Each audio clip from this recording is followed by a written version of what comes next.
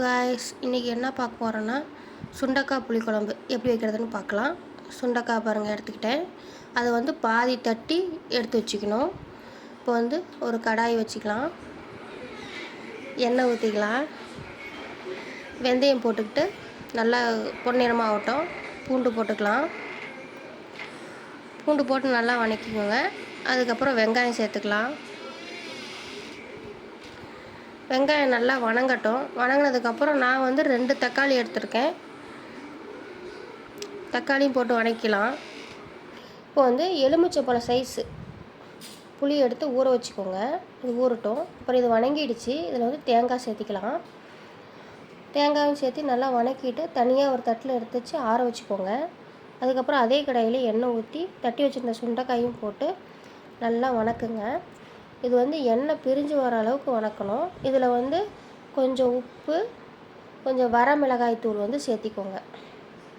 சேர்த்தி வதக்கும் போது அதில் அந்த சுண்டைக்காயில் நமக்கு கசப்பு தன்மை கொஞ்சம் கூட இருக்காது.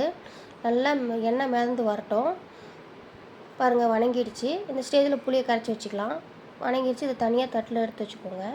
அதே கடாயில் எண்ணெய் ஊற்றி கொஞ்சம் வெந்தயம், கொஞ்சம் கடுகு போட்டு பொரிஞ்சதுக்கப்புறம் வெங்காயமும் கருவேப்பிலையும் போட்டு வதக்கிக்கோங்க.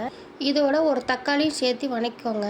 நல்லா வதங்கட்டும். கொஞ்சம் உப்பு போட்டுக்கோங்க தக்காளி வதங்கிறதுக்கோசரம். இப்போ சுண்டைக்காயை எடுத்து கொட்டி இதிலேயே வதக்கி விட்டு புளி தண்ணியை ஊற்றி நல்லா கொதிக்க விடுங்க. இதுக்கு மசாலா என்னென்ன எடுத்துருக்கேன், குழம்பு மிளகாய்த்தூள், வெறும் மிளகாய்த்தூள், மல்லித்தூள், அவ்வளோதாங்க. வேறு எந்த மசாலாவும் நான் சேர்த்துல.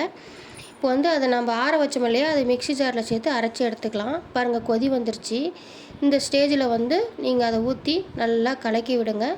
காரம் நீங்கள் உங்கள் அளவுக்கு ஏற்ப நீங்கள் எடுத்துக்கோங்க. நான் அளவெல்லாம் எதுவும் சொல்லலை. நீங்கள் உங்களுக்கு காரம் எவ்வளோ வேணுமோ அவ்வளோ போட்டுக்கலாம். இப்போ பாருங்கள், கொஞ்சம் கருவேப்பிலை சேர்த்து கொதிக்க விடுங்க. பாருங்கள், இப்போ நல்லா கொதிச்சிருச்சு. இந்த ஸ்டேஜில் நம்ம வெல்லம், கொஞ்சோண்டு வெல்லம் சேர்த்துக்கலாம். வெல்லம் சேர்த்துக்கிடும் போது இன்னும் சூப்பராக இருக்கும். பாருங்கள், நம்ம குழம்பு ரெடி ஆகிடுச்சு. இந்த வீடியோ பிடிச்சிருந்தா லைக் பண்ணுங்கள், ஷேர் பண்ணுங்கள், சப்ஸ்கிரைப் பண்ணுங்கள்.